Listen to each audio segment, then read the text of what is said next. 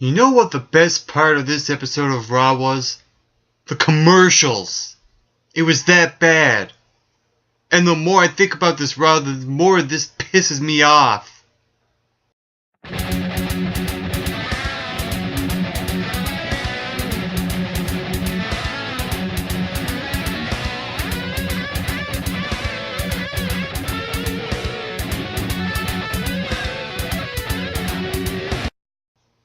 Honestly, I really don't know where to begin. There were so many dumb decisions that happened on the show, so many stupid things that happened on the show, so many inconsistencies in storytelling, and just a lot of BS. Oh, Christ. I don't know, what can you do, but I guess I'll start off with the first segment. A Hall of Fame forum. We get Shawn Michaels, Ric Flair, and Hulk Hogan. They're out there, they're talking about the main event for Night of Champions.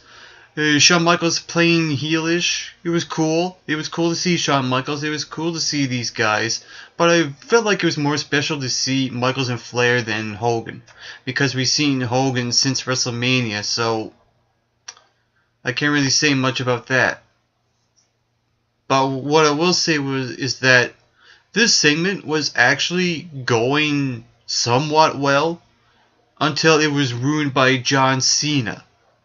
And the reason why this segment was ruined by John Cena is because he showed no pain, no scars, no bumps when he went to hell with Brock Lesnar at SummerSlam. This was stupid. This is the first thing that I've noticed on Raw. The inconsistencies in storytelling with John freaking Cena. And I'll get more on the whole John Cena problem in the main event. But for right now, I'm just going to hold back a little and save a lot of my ranting for later on in this review. And when it comes to this segment, John Cena comes out and says, I'm going to beat Brock Lesnar's ass. Well, excuse the heck out of me, but I can't take you seriously at all. What did this segment really accomplish at the end? What did this do for John Cena? I can't think of anything. So the first match on the show was Jack Swagger versus Rusev. And I thought this match took too long to get through. I was hoping something big would happen in this match, and I never got this. This could have had a lot more effect to it if this match was shortened up at least 5 or 6 minutes to get the point across and get the point across well. Here you have Jack Swagger lose this match to Rusev because the referee stops the match. Okay, interesting, but where was Mark Henry? I mean, there was no follow-up on the WWE with the storyline with Rusev and Henry. Here you have Mark Henry, who is another Olympian, and this would have been a good time to use him in this segment instead of booking him in the 6-man tag. This was ridiculous. I thought this match was just too long to get the point across. I guess this is WWE's way of gaining babyface heat for Swagger, babyface sympathy. I get it. I understand that. Again, you want to establish Rusev, and Rusev done a good job in this match, selling this match. I will give him that, but I was just phasing in and out, and this really took too long to get to what this accomplished at the end. And then we get to the match between Cesaro and Rob Van Dam. And the winner of this match will be the number 1 contender for Sheamus' United States Championship at Night of Champions, possibly. And here I'm thinking, what has RVD done? And more importantly, what has Cesaro done to be booked in this match? Absolutely nothing. And more importantly, here you have Cesaro go over Rob Van Dam. Okay, yes, he wins a match. But I just can't take Cesaro seriously as a number 1 contender at this point. Where are his wins? I mean, this is a match that they could have done at the pre-show for SummerSlam. Instead, they give this here. And they have Cesaro win And I just can't take Cesaro seriously into defeating Sheamus for the United States Championship. This match was just there on the show. That served no purpose, really. So then we get Natalya versus Paige. Paige goes over in this non-title match. And then you have AJ Lee come out. She's skipping, and Paige was skipping. Sexual undertones. And they go for the whole kiss on the hand thing. The whole sexual undertones. And they're trying to out crazy and outdo each other with the whole craziness. And I've seen this stuff before. I wish the WWE would do different things with Paige and AJ Lee. They could do a lot better in building up to this match at Night of Champions. Instead, they do the same old sexual undertones crap. I'm sure a lot of people who were watching this were getting their jollies off when they had that whole HLA moment with Paige and AJ. Oh, good Christ. So then we get into the whole Dean Ambrose eulogy where Seth Rollins comes out and he talks about the Shield, how he created the Shield, how he destroyed the Shield, and all that, etc., etc. I thought he was actually pretty good here in this segment. He's really starting to improve on the mic. And case in point, this promo with the whole Dean Ambrose eulogy was a really good follow-up to last week after Dean Ambrose was written off TV because he's going to film a movie. So I will give credit for WWE here for doing something that follows what happened last week, unlike Mark Henry and Rusev. So that is, to me, one of the redeeming qualities of this show, but that's still not saying a whole heck of a lot. And finally, they filled in this plot hole with Roman Reigns when he comes out and attacks Dean Ambrose. When he attacks Seth Rollins and Kane. Okay, we get a 2-on-1 match. Okay, thought the match was just meh, but I like that they're developing the story between Roman Reigns and Seth Rollins.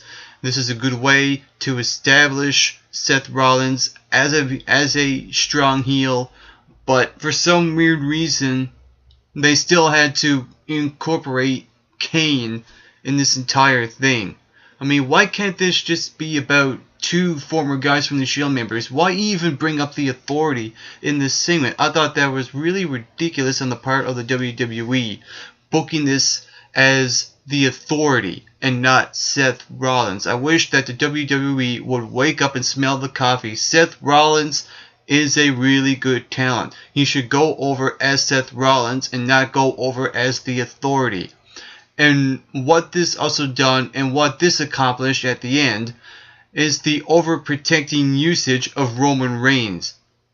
And the WWE really should book Roman Reigns and make him look vulnerable. Instead, what do? They just have him steamroll right through these two guys. This is crap. So then we get into the tag team match between Cody Rhodes and Goldust taking down the Usos for the tag team titles. Thought the match was okay. I thought the people who won this match, I can still live with it, but I still think that the Usos need to drop the titles. I'm starting to get really bored with the Usos being the tag team champions. It's time to have new people and new names to be the champions. They couldn't incorporate the new nation, and what did they do? They have Kofi jump out to Bo Dallas on Raw. They couldn't bring up the Ascension. At this point, this would have been a good time, even though you can argue maybe the best time would be after a pay-per-view.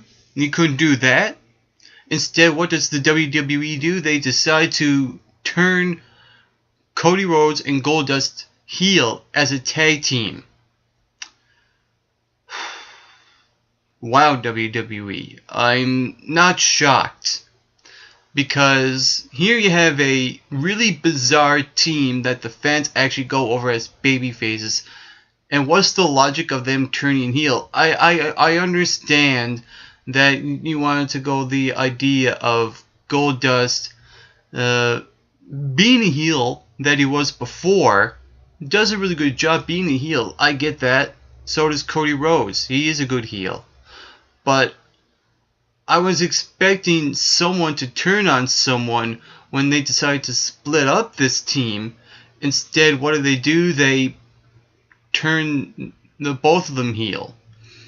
I don't think this was a smart decision looking back at it, because why even do this and not go anywhere with it? I just don't see Cody Rhodes and Goldust getting the tag team titles. I think this is just way too late, way too soon, and I think the Ascension need to be the team to beat the Usos for the tag team titles, not this team. I don't see this go anywhere. I mean, look what the WWE has done with the new nation that was supposed to happen. They dropped it. So I won't be surprised if the WWE doesn't go all the way with this heel turn and they drop it. It's just the way it is. And then we get into the match between Dolph Ziggler and Damien Sandow, or as The Miz called him, Damien Mizdow. And the only redeeming quality that I liked coming out of this is that Damien Sandow puts out there the most out of what he's given. I like it. It's a redeeming quality. But I find that the whole dynamics of this match, upcoming match between Ziggler and The Miz, are completely off. This would be a lot more interesting if the babyface was chasing the heel instead of the heel chasing the babyface.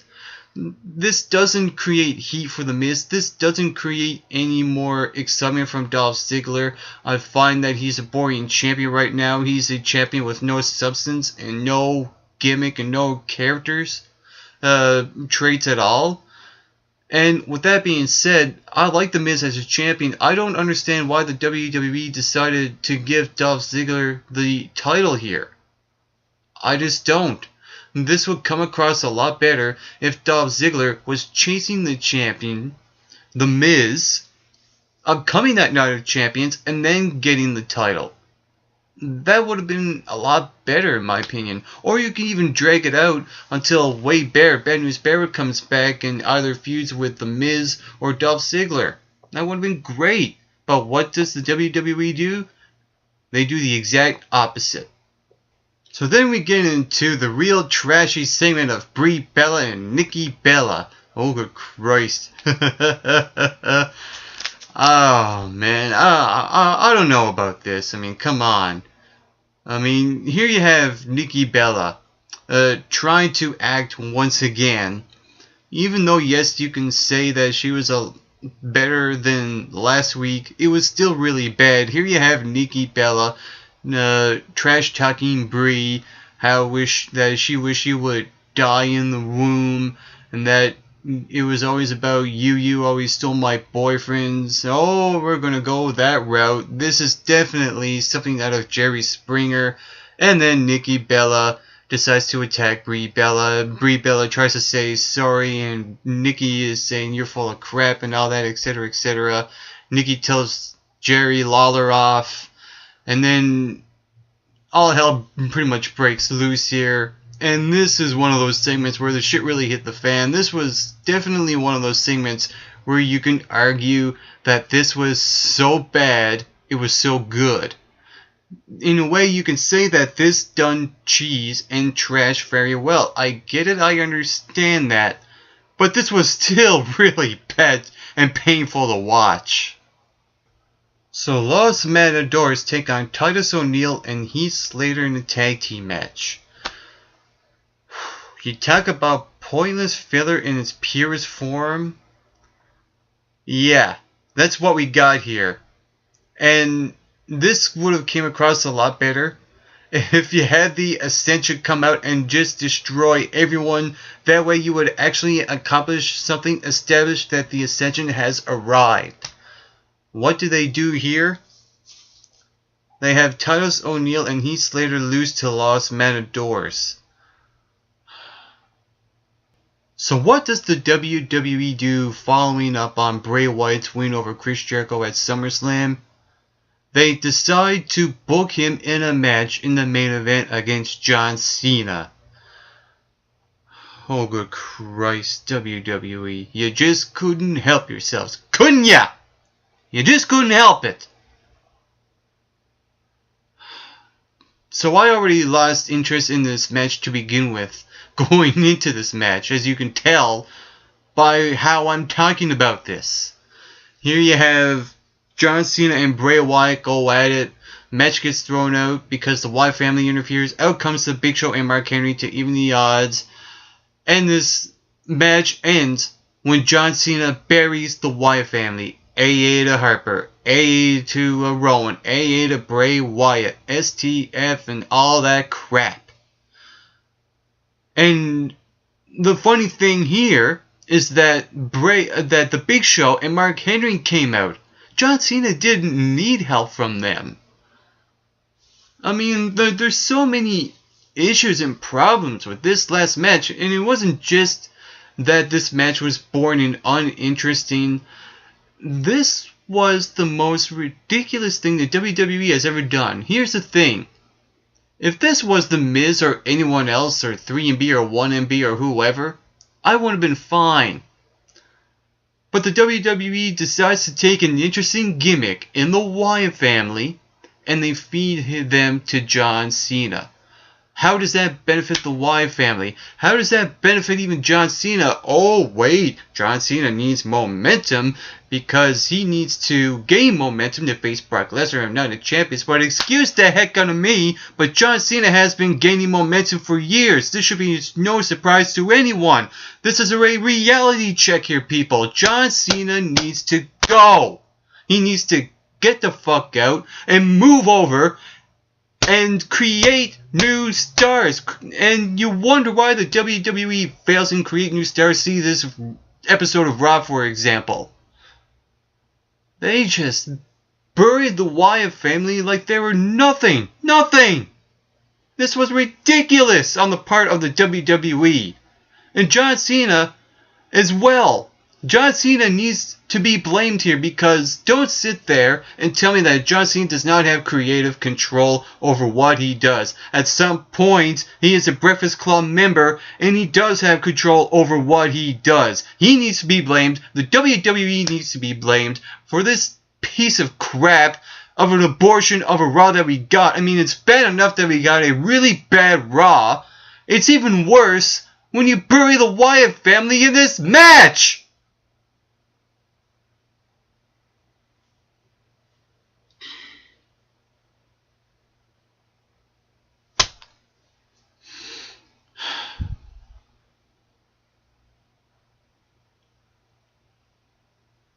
Yeah, the more I think of this Raw, the more it pisses me off. The ridiculous decisions that this episode made over 3 hours. It just feels like watching a 3-hour show is a chore right now. This show needs to go back to 2 hours instead of 3. This kept dragging and dragging and dragging over and over and over. This was getting really boring, dull, and dry, and damp, and disgusting. Holy shit, WWE. Do better! Instead of butchering the Wyatt family and every talent that you see, and they can't get past John Cena because John Cena is the glass ceiling, and you don't want anyone else going above John Cena. At some point, WWE, you need to wake up and realize that you have potential with these new people, and you don't even use them right. Fuck this crap.